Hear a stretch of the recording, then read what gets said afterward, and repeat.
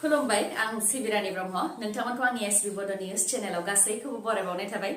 नोंथांमोननि थाखाय आं गोदान मोनसे भिडिअ लानानै फैबावबाय अन्नानै भिडिअखौ जोबजासिम नायलांदो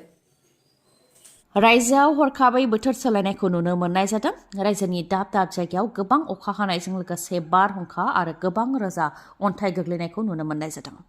आसाम मेघालय सिमायाव थानाय कार्बि आंलंनि दाब दाब जायगायावबो गोबां रोजा अन्थाइ गोग्लैदों जायजों जायगाफोरा गुफुरजों बुंफबदों जेरै लांहेम्पि लांलंस तादलांस बेजों लोगोसे कान्डुलिनि गोबां ओनसोलफोराव गोबां अन्थाइ गोग्लैदों बेनि अनगायैबो आसामनि दाब दाब जायगायाव अन्थाइ गोग्लैनायजों लोगोसे बारहुंखा बारनायखौबो नुनो मोननाय जादों आरो 28 फेब्रुवारिसिमाव गोबां अखा हानायजों लोगोसे अन्थाइ गोग्लैनाय आरो बारहुंखा बारगोननि सांग्रांथि होदों बोथोर बिगियाना क'क्राझार धुबुरी चिरां बाक्सा बरपेटा बङाइगाव बजालि नलबारि कामरुप रुरेल कामरुप मेट्र' दरं सोनाब कार्बि आंलं गलाघाट बेफोर जिल्लाफोरावबो बोथोर बिगियाना सांग्रांथि फोसावदों गलाघाटआव गोमो गाबनि सांग्रांथि फोसावदों बारहुंखाजों लोगोसे खोरोमनाय मोफ्लामनाय जानो हागौ बेनि अनगायैबो सनितपुर बिश्वनाथ आरो धेमाजि जिल्लायावबो सांग्रांथि फोसावदों बोथोर बिगियाना आईसीसी चेम्पियन्स ट्रफी 2025 आव भारतआ पाकिस्तानखौ फेजेननो हाबाय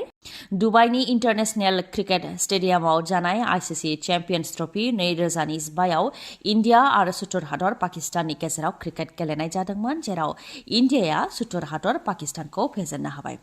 6 विकेट्सआव पाकिस्तानखौ फेजेनदों पाकिस्ताना टसआव देरहानानै बेटिं खालामग्रोदोंमोन आरो 241 रान खालामदोंमोन आरो भारतनि थाखाय 242 टार्गेट सेट खालामदोंमोन जेराव इन्डियाया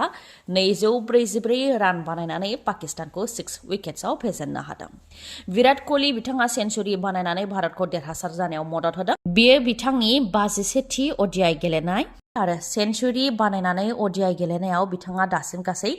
14,000 रान बानायबाय विराट कोहलीनि अनगायैबो श्रेयास आयारआ 56 रान बानायदों आरो शुभमन गिल बिथाङा 46 रान बानायदों थांनाय 2017 नि चेम्पियन्स ट्रफी फाइनालनिफ्राय भारतजों ओडिआइ गेलेनायाव पाकिस्ताना भारतखौ दासिमबो फेजेननो हायाखै बे आईसीसी चेम्पियन्स ट्रफी गेलेनायाव पाकिस्ताना गासैबो मेचआव जेनबोनो गोनां जादों दा फाइनाल ग्रुप मेचखौ 27 फेब्रुवारियाव बांलादेशजों गेलेगोन रायजोनि राजखान्थियाव गुदुं बार कंग्रेसनि मिटिंआव जाहाथे रावबो थाङा बेनि थाखाय माइक लानानै रायजो राजाफोरखौ खावलायदों नाथाय बबेबा बेरेखा दोलोनि दैदेनगिरि बा मावथिफोरा हेंथा होआखै उल्टायै प्रशासनासो हेंथाखौ होदों राजखान्थिनि मिटिंआव बाहागो लाहैनायाव प्रशासनानो हेंथा होनाया जेन बेनि सिगां जाफेराखै नाथाय जोंनि रायजोआव बेयो जादों थांनाय साननैसो सिगां कंग्रेसनि एमपि रकिबुल हुसैनखौ नगावनि रुपैया हाटनि नতুन बाजाराव कंग्रेसनि मिटिंआव थांनो नागिरनाय समाव लामायावनो माखासे दुथांफोरा बुदोंमोन एमपि रकिबुल हुसैनजों लोगोसे बिथांनि सानै सिकिउरिटिफोरखौबो बुदोंमोन बे जाथायनि उनाव फिन कंग्रेस दोलोआ रुपहि हाटआव दोलोनि मिटिं लादोंमोन नाथाय कंग्रेसनि मिटिंआव थांनो नाङा होननानै प्रशासनानो गारियाव माइक लानानै रायजो राजाफोरखौ खावलायनायखौ नुनो मोननाय जादों कंग्रेस दोलोआ प्रशासननिफ्राय गनायथि लायालासे मिटिं खुंदों बेनिखायनो रायजो राजाफ्रा रावबो कंग्रेसनि मिटिंआव थांनो नाङा होननानै हेंथा होदों प्रशासननिफ्राय प्राइम मिनिस्टार नरेन्द्र मदि बिथाङा दिनै आसामाव दावबायफैगोन आरो दिनै झुमुर मोसानानै वर्ल्ड रेकर्ड खालामगोन 9,648 सेंग्रा आरो सिख्लाफोरा झुमुर मोसानानै वर्ल्ड रेकर्ड खालामनो थाखाय थांनाय माखासे गोलाव समनिफ्रायनो थाग थियारि खालामनाया जागासिनो दङ आरो मैयानि सानाव जोबथा थाग थियारि खालामदों बा प्रेक्टिस खालामदों मोसाखावरिफोरा गासै 9,648 सेंग्रा आरो सिख्लाया झुमुर मोसानानै दिनै वर्ल्ड रेकर्ड खालामगोन बेनि थाखाय गुवाहाटीनि सरू सजाय स्टेडियामखौ गुबुन मोनसे रोखोमै साजायनाय जादों बायदि गाबनि लाइट होनानै साजायफबनानै गुबुन मोनसे गोदान महर होदों सरू सजाय स्टेडियामखौ जेराव प्राइम मिनिस्टार नरेन्द्र मदि बिथाङा दिनै बाहागो लागोन आरो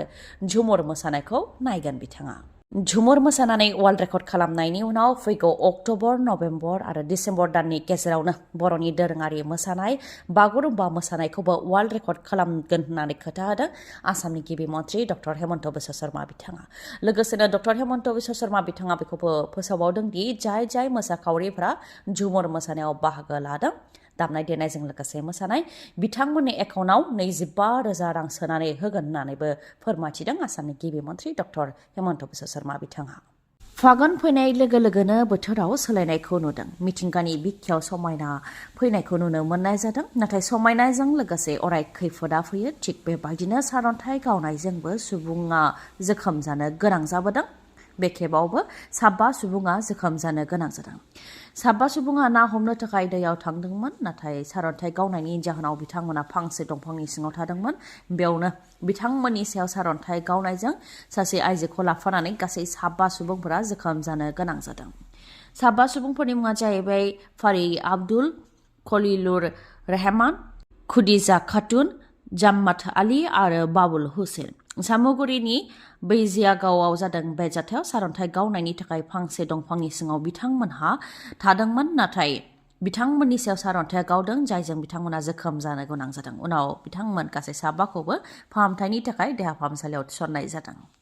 लामानि जाब्रथाय जानायाव बिफा आरो फिसाज्लानि जायगायावनो जिउ खहा खैला लानानै फैनाय गंसे ट्राकआ गासै साब्रै सुबुंखौ सौख्रांदों जायजों बिफा आरो फिसाज्लाया जायगायावनो जिउ खोमानो गोनां जादों आरो सानै सुबुङा जोखोम जानो गोनां जादों ओनसोलनि सुबुंफोरा फोरमायथिनाय बायदिब्ला बिथांमोना गेदेर शब्द जानाय खोनानो मोन्दोंमोन लोगो लोगो फैनानै नायफैनायाव नुनो मोन्दों सानै सुबुङा जायगायावनो जिउ खोमादों आरो सानैया जोखोम जानो गोनां जादों जिउ खोमानांनाय बिफानि मुङा दुलाल देखा आरो बिथांनि फिसाज्ला बरपेटायाव जादों बे दुखुनांथाव जाथाया रायजोनि राजखान्थियाव दैदेनगिरिफोरनि बिसिखौबो हानहरदेरनाय जागासिनो दङ एमपि गौरब गगैनि बिसिनि सायाव बायदि अजद होनायनि उनाव दा एमएलए अखिल गगैनि बिसिनि सायाव आसि थुदों डक्टर हेमन्त बिश्व शर्माया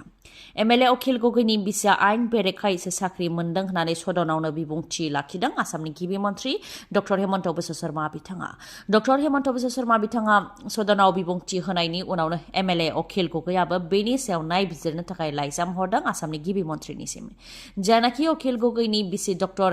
गीताश्री तामुलीखौ आइन बेरेखायै साख्रि मोन्दों होननानै बुंदों बेनिखायनो बेनि सायाव नायबिजिरनो थाखाय आसामनि गिबि मन्थ्रि डक्टर हेमन्त बिश्व शर्माखौ खावलायहरदों अखिल गगैया मानोना डक्टर हेमन्त बिश्व शर्मानि बेबायदि अजद होनायजों आं आरो आंनि बिसिनि मानहानि जादों होननानै लाइजामाव मख'दों अखिल गगैया आरो जेब्लासिम नायबिजिरनाया जोबा अब्लासिम डक्टर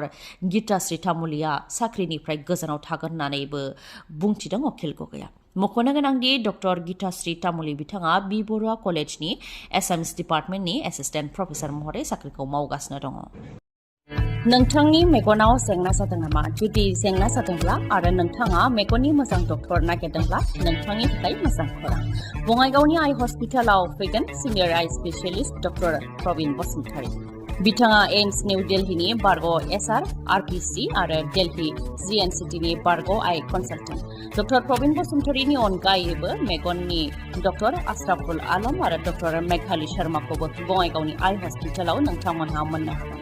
लोगोसेनो कम्पिउटार पेकनि गेजेरजों केटारेक सार्जारि खालामनो हागोन जेराव जेबो सानाय गैयालासे सुथेनाय गैयालासे आरो गोख्रैनो गाहामाव फैफिननायखौ नोंथांमोनहा मोननो हागोन आबुं थङा जाहैबाय बङाइगाव लवार आसाम हस्पिटालनि उल्था दिगाव बास स्टेन्डनि साखाथियाव फुंनि 10 रिंगानिफ्राय मोनाबिलि 2 रिंगासिम मेगननि डक्टरखौ मोननो हागोन बे बङाइगावनि आइ हस्पिटालाव माबाफोर सुलुं लानो गोसो दंबावोबा नोंथांमोनहा 6900949900 बे नाम्बाराव खौरां लाहरनो दिनैनि भिडिअ एसेनोसै गाबोन आरो गोदान भिडिअजों लोगो मोनफिनबावगोन नोंथाङा दासिमबो आंनि चेनेलखौ साबस्क्राइब खालामाखैबा अन्नानै साबस्क्राइब खालामदो लोगोसे लाइक कमेन्ट आरो शेयार खालामनो दाबाव गोजोन्थों